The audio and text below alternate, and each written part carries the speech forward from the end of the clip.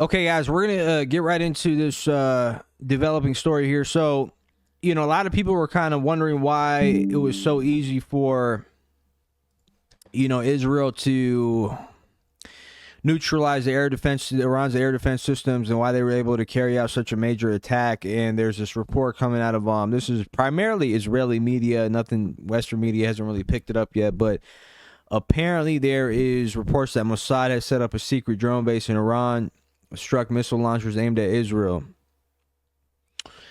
So Israel's Mossad intelligence agency established a secret drone base near Tehran as part of a long-running covert campaign targeting Iran's nuclear missile infrastructure. The Times of Israel reported citing a senior Israeli security official the operation was carried out in close coordination with the Israeli Defense Forces involving the smuggling of precision weapons systems and elite commandos into Iranian territory. According to the report, the base's UAVs were activated overnight to strike surface missile launchers aimed at Israel. Simultaneously, Mossad commandos deployed precision-guided missiles near anti-aircraft sites in central Iran, while other vehicles carrying advanced weapon systems helped disable Iran's air defense systems, paving the way for Israeli aircraft to operate with air superiority. Okay, so Mossad conducted... so this is interesting, man. So a lot of the missile launchers, guys, were struck due to a drone set up secretly by the Mossad in Iran. And this kind of, unfortunately, Iran's very infiltrated, guys, with people who are Mossad or playing for the other team, right? So the IRGC, put it this way, guys, there's a separation between the state of Iran and then the IRGC, right? And there's individuals who are on the extreme ends of both.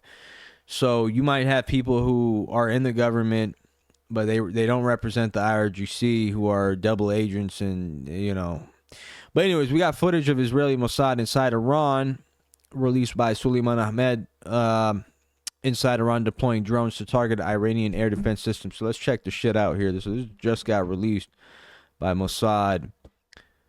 So these are the agents here.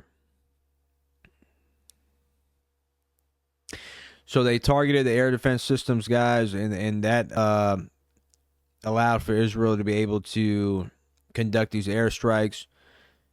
And there was literally no defense, with these F-16s and shit that Israel was using to strike some of these targets. And so, like I said, like militarily, guys, Israel is trash. They're getting their asses kicked by Hamas. They got their asses kicked by everybody, right, militarily, but their intelligence is just is superior to their military, right? Which is why, in essence, they do need America to really take out 10% of Iran's, because most of Iran's stuff is underground. So all this shit that they're attacking now, essentially, it doesn't mean anything, guys. We don't even know, like, to be honest with you, we don't even precisely what the damage was. They were saying they attacked like a nuclear reactor, and some people were scared about fissile material or nuclear material spilling out, but all that was debunked. And then they targeted residential buildings, right? They targeted residential buildings and air defense. But that's nothing compared to what Iran has, like thousands of missile cities underground, right? So warfare is completely different than what it was in the 50s and World War II and all that shit. There's no invading anymore. There's no fucking, it's all drone warfare. Everybody's underground now. It's all launching missiles. So the technology is so superior now to what, people were using back in the day. Like there's never going to be a time where you're going to have to invade, a sovereign country. It's nearly impossible, right? Unless you want to have like mass casualties.